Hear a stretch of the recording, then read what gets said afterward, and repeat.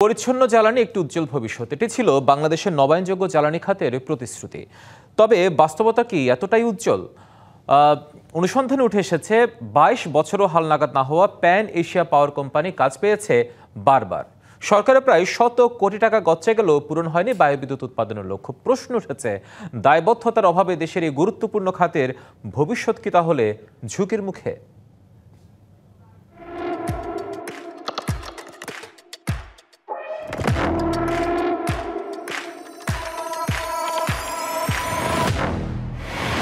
আনন্দ হয়েছিলাম কুতুব দিয়ে প্রথম বিদ্যুৎ আসবে, বিদ্যুতের সামান্যটুকু উপকার পর্যন্ত আমরা পাই নাই। এখানে যে গুণগত মানসম্পন্ন ইনস্ট্রুমেন্ট ব্যবহার করেনি, সেটা এখানে যে বিদ্যুৎ দিচ্ছে না, সেটা কোনো ইনভেস্টিগেশন ছাড়া নেক্সট একটা প্রকল্পে এত কোটি টাকা খরচ করা, এটা তো যুক্তিযুক্ত না।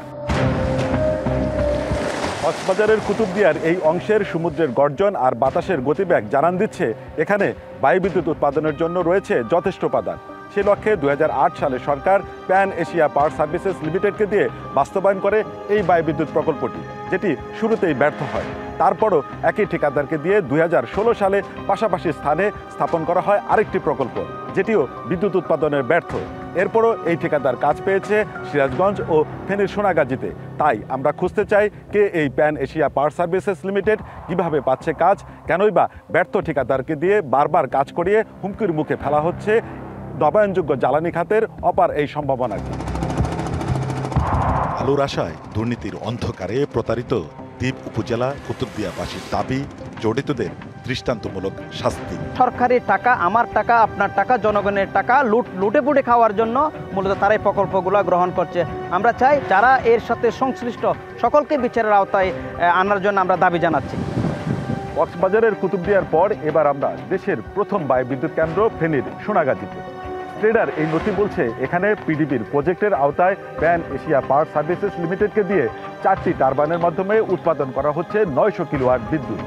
কিন্তু স্থানীয়দের দাবি, বছরের পর বছর ধরে ঘুরছে না কোনো পাখা, উৎপাদন হচ্ছে না কোনো বিদ্যুৎ। যারা মেরামত করতে আসছে তারা অদক্ষ লোক, তারা শুধু সরকারের অর্থই অপচয় করে, সেখানে মূলত মেরামত হয় না। পিডিবিও সেই বিষয়গুলোকে তদারকি করে না। বায়ুবিদ্যুৎ কেন্দ্র স্থাপনের অন্যতম শর্ত বাতাসের গতিবেগ সমীক্ষা। তবে জাতীয় নবায়নযোগ্য জ্বালানি শক্তি পরীক্ষাগারের সমীক্ষায় উল্লেখে নেই সিরাজগঞ্জের এই অংশের নাম। তবুও স্থাপন করা হয়েছে 42 কোটি টাকা ব্যয়ে বায়ুবিদ্যুৎ কেন্দ্র। ঠিকাদারি প্রতিষ্ঠান প্যান এশিয়া পাওয়ার সার্ভিসেস লিমিটেড 7 বছরে এখানে উৎপাদন করতে পারেনি 1 কিলোওয়াট বিদ্যুৎ। এটি করেছেন যে সাবেক বিদ্যুৎ প্রতিমন্ত্রী ছিলেন দীপু সাহেব, ওনার আত্মীয়, এবং উনি পিডিবিতে চাকরি করতেন। অর্থ আত্মসাৎ করার জন্যই এই প্রজেক্টটি উনি করেছেন। এই প্রজেক্টের দায়িত্বে যিনি ছিলেন তাকে আইনের আওতায় নিয়ে আসতে হবে। প্যান এশিয়া পাওয়ার সার্ভিসেস লিমিটেডের মালিকানায় ইঞ্জিনিয়ার দম্পতি ফজলুর রহমান ও সাইমা রহমান। ঠিকানায় ঢাকার উত্তরা মডেল টাউনের 3 নম্বর সেক্টরের 14 নম্বর বাড়ি। তবে ওই ঠিকানায় গিয়ে পাওয়া যায়নি কোম্পানির কোনো অস্তিত্ব। অফিস থেকে এখানে অফিসটা এখানে বন্ধ। অফিসের অন্য কোনো স্টাফ বা এরকম না, অন্য স্টাফ নেই, ওই স্যার একলাই আছে। আর স্যার মানে কি? এই যে মালিক মালিককে মালিক ফজলুর রহমান। সাইমা রহমান তাহলে কে? ফজলুর রহমান ওনার ওয়াইফ। সানবিট সব দিবে সামাল। সানবিট ম্যাজিক প্রেস ডিশওয়াশিং এর মাথা ঘোরানো সলিউশন। আমি হলো মানে আপনার মনে হয় কোমন্দিনা নাকি বাইরে বলে, আপনারা আমাদের মনে হয় বাইরে বলেন। হ্যাঁ হ্যাঁ হ্যাঁ, এরকম ছিল আর কি। আইনজীবী নথি বিশ্লেষণ করে বলছেন 2003 সালের পর হালনাগাদ করা হয়নি কোনো তথ্য।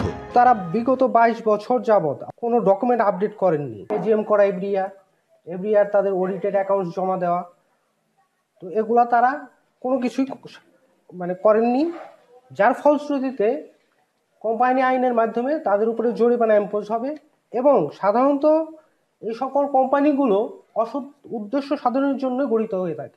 নবায়নযোগ্য জ্বালানি বিশেষজ্ঞের মতে যথাযথ সমীক্ষা ছাড়া এ ধরনের প্রকল্প অর্থের অপচয় ছাড়া আর কিছু নয়। বাংলাদেশের মতো একটা দেশে এত ছোট আপনার উইন্ড টারবাইন, এবার তো লো হাব হাইটের উইন্ড টারবাইন, আমার মনে হয় না কোনো এক্সপার্ট যদি থাকেন তাহলে তারা এটা সাজেস্ট বা রিকমেন্ড করবেন। তারপরে আমি বলবো যে ফিজিবিলিটি স্টাডি অবশ্যই আপনার এটা হওয়া দরকার।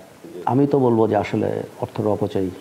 সম্ভাবনাময় জ্বালানি খাতকে ব্যর্থ করতে কোনো চক্র কাজ করছে কিনা তাও খতিয়ে দেখার তাগিদ টিআইবির। পিছনে কি শুধুমাত্র আর্থিক লেনদেন যোগসাজশের দুর্নীতি জড়িত, নাকি পিডিবির কোনো একটা বিশেষ মহল আছে যারা সত্যিকারের নবায়নযোগ্য জ্বালানির উৎপাদন বাংলাদেশে বৃদ্ধি পাক এটা চায় না? এর ফলে তারা কি বাস্তবে যারা মানে ফসিল ফুয়েল ভিত্তিক যে বিদ্যুৎ লবি তাদের পক্ষে কাজ করছে কিনা এই বিষয়টা অনুসন্ধানের দাবি রাখলে মনে করছি। এ বিষয়ে স্ট্যাটার দায়িত্বশীলদের সাথে কথা বলার চেষ্টা করা হলেও নানা প্রক্রিয়ার অজুহাতে কথা বলতে রাজি হয়নি কেউ। তাই জানা সম্ভব হয়নি বারবার ব্যর্থ হবার পরেও কোন যোগ্যতায় প্যান এশিয়া পাওয়ার সাপ্লাইস লিমিটেড পাচ্ছেন বায়ুবিদ্যুৎ প্রকল্পের কাজ। Sohel Talukdar, DBC news, Dhaka.